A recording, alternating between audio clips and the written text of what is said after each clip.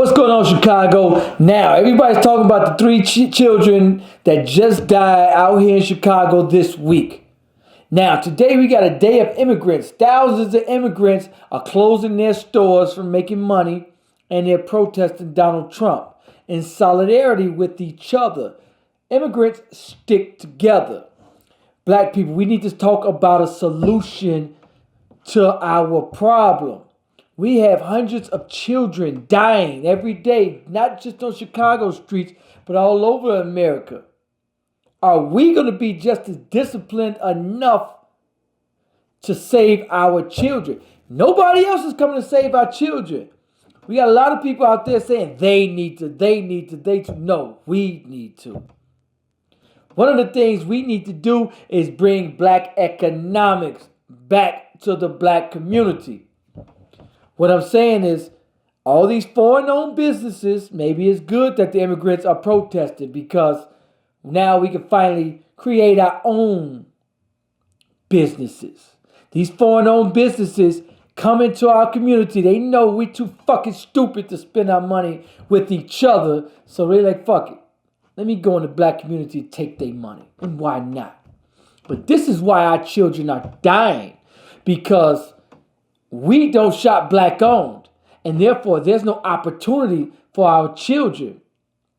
This little young girl, Takiya Holmes, was shot by a stray bullet by some jackass 19-year-old over drug territory.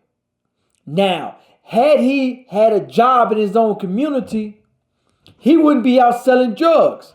Take a look at this clip at what happened to Takiya Holmes. We begin this afternoon with a developing story. Charges in the murder of an 11-year-old Chicago girl. Takiya Holmes was shot in the head by a stray bullet Saturday while sitting in a van with her family. And now police say 19-year-old Antwan Jones pulled the trigger. Good afternoon, I'm Rob Johnson. And I'm Erica Sargent. CBS 2's Mai Martinez reports police say the reason for the shooting was a beef over drug turf. He could have been saved. Crisis responder Andrew Holmes is talking about 19-year-old Antwan Jones, who is charged with the murder of Takiya Holmes, who was Andrew Holmes' cousin. Jones turned himself in Tuesday night. Holmes credits the community for putting pressure on Jones. They really stepped up because they was too angry. According to Chicago police, Takiya was an innocent victim shot as Jones fired at least 12 rounds at 3 people he believed were selling drugs in his gang's territory. They weren't in the parking lot. They weren't close to where she was at. And then we still, this still happens to this child. That's what happens in the black community all the time. These kids don't have jobs, no opportunity, and therefore they got to hang on the corner, sell drugs to feed their families. And rival drug dealers, they're holding guns. Now they got to go to war with rival drug dealers. That's what we're seeing out here on these streets. Now, if we would have shot black owned in our own community, now you don't even have to. Let me tell you something. When I say shop black owned in your own community, I say because blacks live in black communities. The black people that own that shop, that corner store market or whatever they own, they live in that neighborhood. Therefore, their dollar comes back to that neighborhood. They spend money in that neighborhood, and your money is circulated throughout the neighborhood. Now, if it's a white-owned store and that white person lived in the neighborhood and spent money in the neighborhood, then that's okay. But for the most part, that's not the case. We have foreigners coming our neighborhood, taking our dollars and taking it out of our neighborhoods. And now our children are killing each other. They're killing each other over this little bullshit drug money. Now, you got beef with your man on the next block over $10, $20.